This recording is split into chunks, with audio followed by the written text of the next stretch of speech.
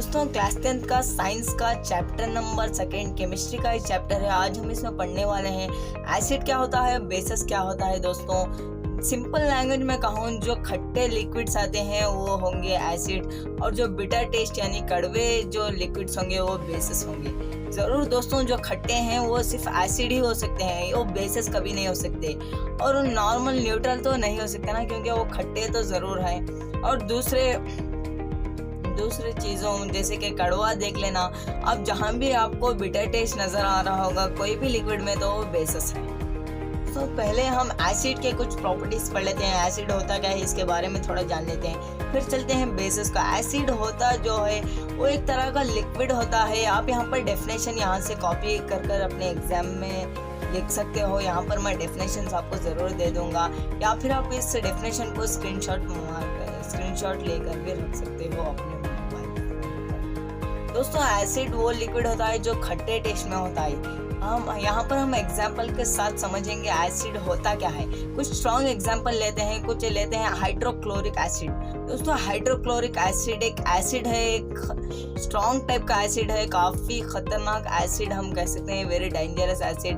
Hydrochloric acid और sulphuric acid, ये दो स्ट्रॉन्ग एसिड के लिए एग्जाम्पल्स हैं। और कुछ वीक एग्जाम्पल्स लेते हैं जैसे कि एसिटिक एसिड, और सबसे ज़्यादा जो हम यूज़ करते हैं एसिड वो सिट्रिक एसिड है, जो लेमन में होता है। आज हम लेमन अपने कुकिंग या फिर कोई जूस बनाने में भी यूज़ कर लेते हैं, लेमन में यूज़ करते हैं।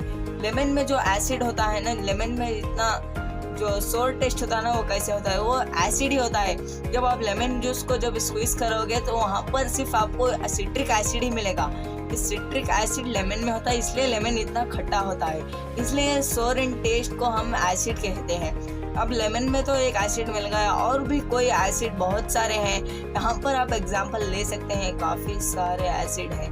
अब चलते हैं एसिड के कुछ और भी जानकारी है। डाइल्यूट एसिड और कॉन्सेंट्रेटेड एसिड होता क्या है। ये दोनों ही एक मिक्सचर है, एसिड प्लस वाटर मिलकर ये दोनों बनते हैं। दोनों एक दूसरे से बिल्कुल डिफरेंट हैं। और डाइल्यूट एसिड जो है ना, उसमें एसिड की क्वांटिटी कम होती है वाटर के लेवल से। यहाँ पर एसिड और वाटर को मिलाकर ये डाइल्यूट सॉल्यूशन डाइल्यूट एसिड बनता है। और यहाँ पर एसिड की क्वांटिटी थोड़ी कम होती है और वाटर की थोड़ी ज़्यादा होती है एसिड से।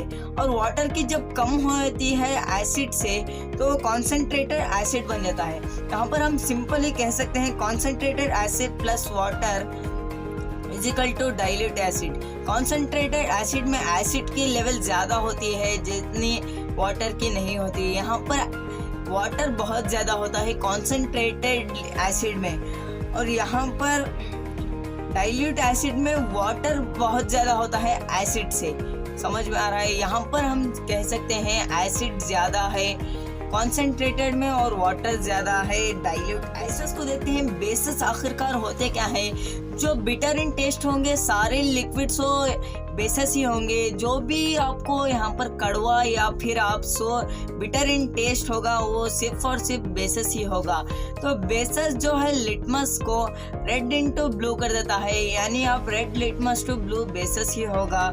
और ये सोप इन टच होते हैं। आप जब इसे टच करोगे तो आपको लगेगा ये सोप ही होगा। अब जब कोई सोप को टच करोगे तो फिसलेगा ना, वैसे ही बेसिस भी सोप इन टच होगा।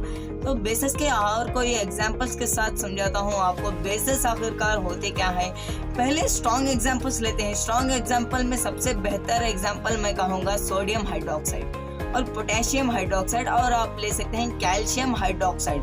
ये तीनों स्ट्रॉन्ग बेसिस हैं दोस्तों, स्ट्रॉन्ग टाइप के बेसिस हैं।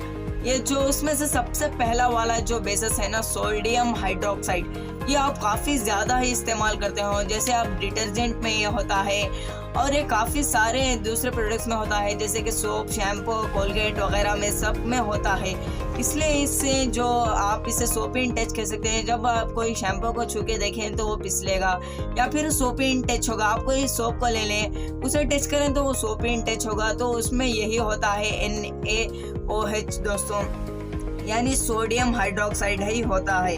एक्सेप्ट है अल्केली वो बेसिस हैं जो पानी में इजीली घुल सकते हैं। Alkali, these are the bases which is soluble in water is called alkali.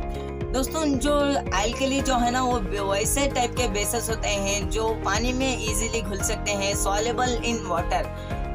Alkali which are the bases which are soluble in water is called alkali.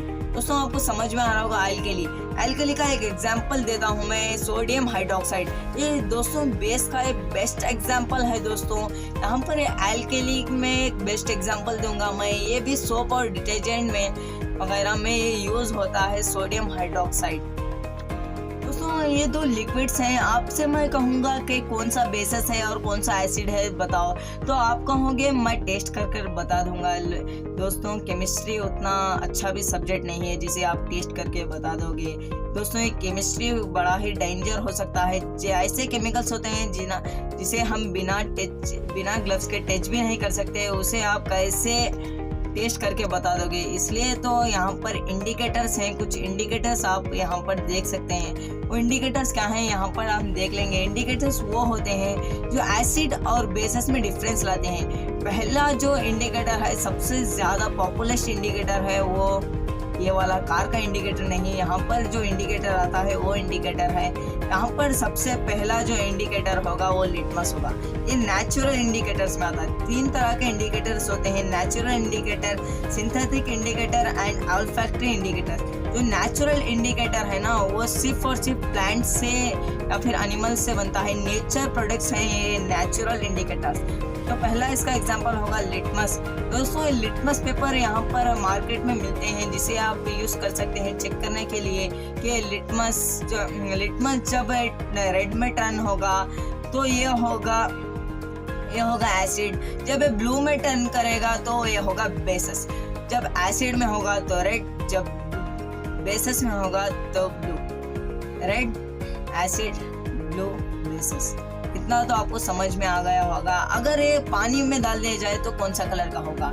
ये लिटमस जब कोई पानी में या फिर एसिड या फिर बेसिस को छोड़कर कोई दूसरे लिक्विड्स में डाला जाएगा, एग्जांपल के लिए पानी में डाला जाएगा तो ये वायलेट कलर में होता है या फिर पर्पल कलर में टर्न होता है, तो इसे हम समझ सकते हैं न्यूट्रल कलर। और दोस्तों ये जो नेचुरल इंडिकेटर्स का दूसरा जो एग्जांपल है वो है टर्मरिक। आप सोच भी सकते हो कि ये हल्दी जो हम कुकिंग में यूज़ कर सकते हैं, ये क्या एक इंडिकेटर है? जी हाँ दोस्तों, ये इंडिकेटर है। एसिड और बेसिस में फ़र्क दिखाने के लिए यूज़ किया जाता है। तो आज हम देखेंगे कि ये कैसे यूज़ किया जाता है। जब एसिड में डाला जाएगा तो ये येलो कलर में हो जाएगा, जब बेसिस में डाला जाएगा तो ये रेड कलर का हो जाएगा। आप यहाँ पर इजीली याद रख सकते हो कि एसिड में जब डाला जाएगा तो येलो कलर का हो जाएगा और जब बेसिस में डाला जाएगा तो रेड कलर का हो जाएगा। यहाँ से आप लिख कर या फिर नोट कर अपने एग्जाम में लिख सकते हो। सिंथेटिक्स इंडिकेटर्स को पढ़ेंगे। ये जो होते हैं नेचुरल नहीं होते हैं, इसे केमिकल रिएक्शंस के साथ बनाया जाता है, केमिकली बनाया जाता है, यहाँ पर फैक्ट्रीज वगैरह में बनाया जाता है। ये नेचुरल नहीं होते। और ये भी कुछ ऐसे एग्जांपल्स ले लेते हैं, मिथाइल ऑरेंज या फिर आप फिनफ्थालाइन ले सकते हैं। इसे आप फिनफ्थालाइन पढ़ सकते हो लेकिन इसमें एफ नहीं है। आप इसे प्रोनाउंसिएशन के लिए ये वाला वर्ड यूज़ कर सकते हो प्रोनाउंसिएशन के लिए, और अगर इसके एक्चुअल स्पेलिंग जो है ना वो यही है, फिनफ्थालाइन ही इसकी एक्चुअल स्पेलिंग है, और प्रोनाउंसिएशन के लिए ये वाला आप यूज़ कर सकते हो अगर आप करना चाहोगे। तो अब हम देखेंगे जब एसिड में मिलाएंगे या फिर बेसिस में डालेंगे तो ये कौन से कलर में टर्न होगा। ये भी कलर में ही टर्न होता है। दोस्तों जब मिथाइल ऑरेंज जब एसिड में डाला जाएगा तो ये एकदम से रेड हो जाएगा। इसे ये बिल्कुल लिटमस की तरह थोड़ा मिलता जुलता है। जब ये एसिड में डालेंगे तो ये रेड कलर में हो जाएगा, जब ये बेसिस में डालेंगे तो कोई कलर नहीं होगा, बिल्कुल ये ट्रांसपेरेंट टाइप हो जाएगा, एकदम सा ट्रांसपेरेंट हो जाएगा। जब ये एसिड में डालेंगे तो रेड कलर में टर्न होगा, जब ये बेसिस में डालेंगे तो ट्रांसपेरेंट हो जाएगा। यहाँ से आपको पता चल रहा होगा कि एसिड और बेसिस में फ़र्क दिखाने के लिए मिथाइल ऑरेंज को भी यूज़ किया जाता है। अगर ये कोई वाटर में मिला लें तो ये कौन सा कलर होगा? तो दोस्तों ये जो होगा ये ऑरेंज कलर में ही होगा। दोस्तों जब इसे आप डालोगे वाटर में तो ये ऑरेंज कलर में टर्न हो जाएगा। अब जो है ना आपको शॉक लगने वाला है। क्या आपको पता है कि ओडर या फिर स्मेल की मदद से भी आप पता कर सकते हो कि एसिड है या फिर बेस है? नहीं दोस्तों, सच में आपको पता नहीं था, पिछले क्लासेस में आपने नहीं पढ़ा होगा। तो यहाँ पर हमारा थर्ड जो एग्जाम्पल्स है या फिर इंडिकेटर है तो ये है ऑल्फैक्टरी इंडिकेटर। दोस्तों ये भी केमिकल रिएक्शंस के साथ बनाया जाता है। पहला जो इसका एग्जांपल्स है वेनिला एसेंस, जो आप फूड या फिर कोई आइसक्रीम वगैरह में यूज करते हो।